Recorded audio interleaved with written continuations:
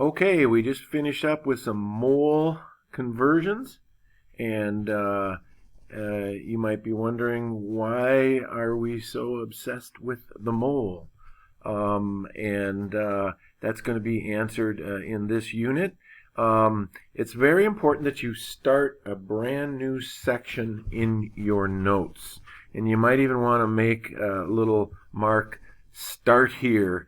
And that is the title of your notes right up there, that 50-cent word there, stoichiometry. All right? You have been getting a good introduction into stoichiometry up to this point. However, moving forward, we need to do these types of conversions. So this should be the very first thing in your notes. Nice big letters, stoichiometry, and then followed by this definition. This definition you have to know. It's mole-to-mole conversion using the coefficients in the balanced chemical equation. So we know how to get moles from grams, from liters, from number of particles, and then we can convert them mole to mole and then finish the problem and actually predict what the amount of something that we will get in a particular reaction using stoichiometry. So make sure you got that definition. I'm going to switch to the lecture right now. Your notes are going to be very important. They will be checked in School Learners. I'll check them. Just go around the room probably during a quiz or a test. And at-home learners, you're going to have to snap pictures of those notes and send them off to me to make sure you have complete notes. And this is the very first thing I'm going to look for, stoichiometry, and a good definition of that. All right, so I'll now switch over, hit the pause if you need to get that definition, and I'm going to switch to our lecture. Okay, so you might notice a little different format on these things. If you look down here on the bottom, this is called High School Chem Solutions. So what it means is we do AP Chem Solutions for our AP curriculum. So in a way, this sort of serves for a just a little precursor into AP chemistry. These problems are not super difficult. They are designed for this level of course that you're in. So here, a little subtitle. We already wrote stoichiometry and defined it. 3.3, in case you're wondering, 3.2 was mole conversions, which we did as part of our mole unit. So you have a good, strong background of that. And 3.1 was just definition of a mole, and it didn't even have any cute pictures of the poop-eating naked mole rat. So there. So we're going to first learn how to do mole-to-mole problems. So I do want you to get these recorded as we go through these.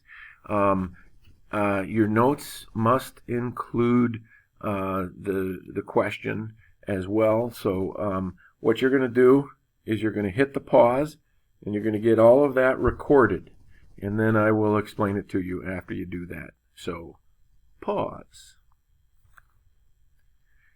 Okay, so you wrote all this stuff down. Hopefully you figured out that given this equation, and of course it has to be a balanced chemical equation, then you know that 1 unit of CH4 reacts with 2 units of O2 to produce 1 unit and 2 units, which we can think of as being moles. That won't work for grams or milliliters or particles. Actually, particles, you could kind of convert that in there. But directly, we think of those as the molar ratio. Now, notice the 1 is understood to exist, and that gives you your ratio of the species in the reaction. Okay, so let's go ahead and do a problem with this. Okay, so it's very important that you have the problem written down. This is example 1, mole to mole conversion. So we're doing stoichiometry. Pause, write all that down. Okay, welcome back.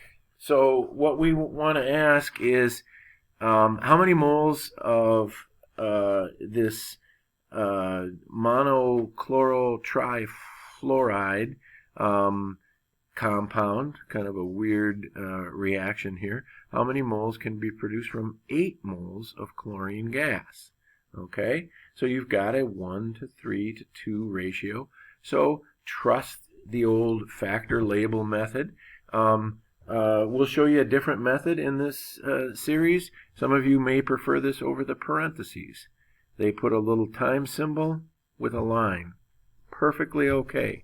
I've seen people do railroads, they call them, where they just put a line and cross that. That's cool too. But one of the things that is definitely required in stoichiometry is you have a 2-part unit of measure.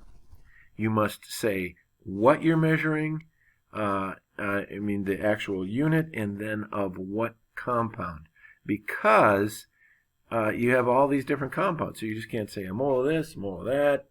You have to say what it is. So you actually get the 2 points for the labels in stoichiometry problems, and you don't ever want to leave those out. And I know you're going to want to have perfect notes so you can nail that test that we're taking on this. Okay? So here's how we do a problem like this. So moles of Cl2, the moles of Cl2 go down there on the bottom, and you see that they cancel out. Okay? That's nothing new. And this is your mole-to-mole conversion.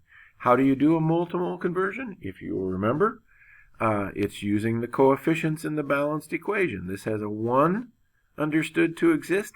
You must write this one, and you must not write that one. So that's a little technique thing. Make sure that you're on top of that. So this is a 2 to 1 molar ratio.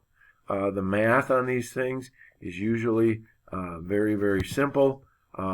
Just 8 times 2, that gives you 16 moles of ClF3. Okay?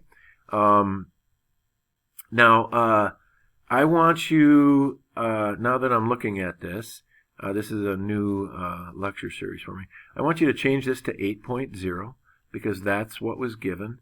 And I want you to put this 2 to 1, you don't have to worry about the significant figures. But this 8.0, that should have been there. I want you to change that. So this, you wouldn't go to 1 sig fig because of these, because these are numbers you're counting. These are not estimates. Those are the exact numbers. But this 8.0, that should have been there in that setup, now that I'm looking at it. And that's how you justify 2 sig figs in the answer when you take 8.0 times 2. All right? So that's a mole-to-mole problem. Go ahead and write this equation down. You're given a different place to start. So you can work these things any angle you want. This one you're asking how much product given this much F2, and this is kind of important to at least be able to assume that you have plenty of chlorine, because if you run out of chlorine, then you won't get the same amount. And we'll talk about that when we do limiting reactants coming up. On this one, see if you can do the problem based on what we taught you about how you do a mole-to-mole conversion. Don't forget to put moles of F2, and that gets you started, and of course you can use MOL. Give this one a try, hit the pause, and see if you can solve this one. See how you do.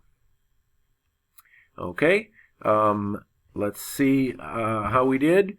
You start with 6.79 moles of F2. All that stuff's worth points.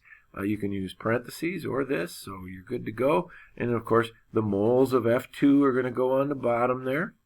And then you're looking for ClF3. Okay, so that's what's going to go on the top. And so 3 moles of F2. Now, when we did our mole conversion, it was always 1 mole. So outside of the mole-to-mole conversion, it'll always be 1. But in the mole-to-mole conversion, you got to use the coefficients in the balanced chemical equation.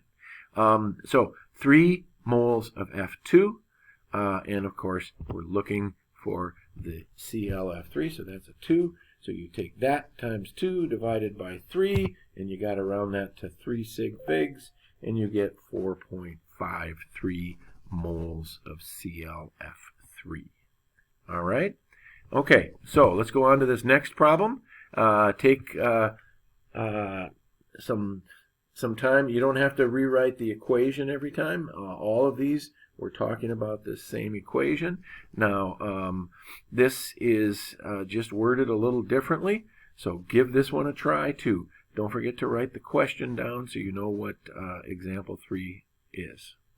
All right, well, let's see how we did there. Obviously, it's kind of nice. You just got the one number, sort of hard to miss what it is that you're starting with there, which, of course, is 74.2 moles ClF3. You got to write all this. There's very little variation here. Really, the only thing I think could be different is you could use parentheses here instead. So that's going to be 2 moles of ClF3 because that's the coefficient out there in front of that. And then what are we looking for? This is often an area that presents a little bit of challenge, and you see some people will see the Cl2 and then throw that in there. But read the question carefully. How many moles of F2? So hopefully you got that part right. And 72.4 times 3 divided by 2, you got to round that to 3 sig figs, and you get 109 moles of F2. All right, boom. Let's write this whole thing, and then we're going to go ahead and solve it together. So hit the pause, write that all down. Okay, this first step, at this point of the course, I would expect that you would be able to write the balanced chemical equation for this. Okay, so I want you to give that a try. You know it gives you the names. All you got to do is put it in formulas and balance it. So go ahead and do that right now. Hit the pause. All right, let's see how you did.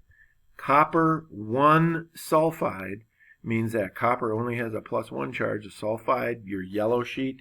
If you didn't get your yellow sheet out either, you really got those things memorized, but use that to get those correct formulas.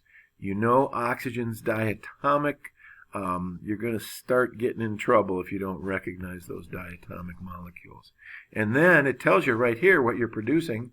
Copper 1 oxide, very similar. Oxygen has a -2. It's in the same family as sulfur, so Cu2O. And then sulfur dioxide, which of course you know that's 1 sulfur and di2 oxygen. So boom, you got that, and you just go left to right, get those coefficients in there. It's a 2 to 3 to 2 to 2 molar ratio.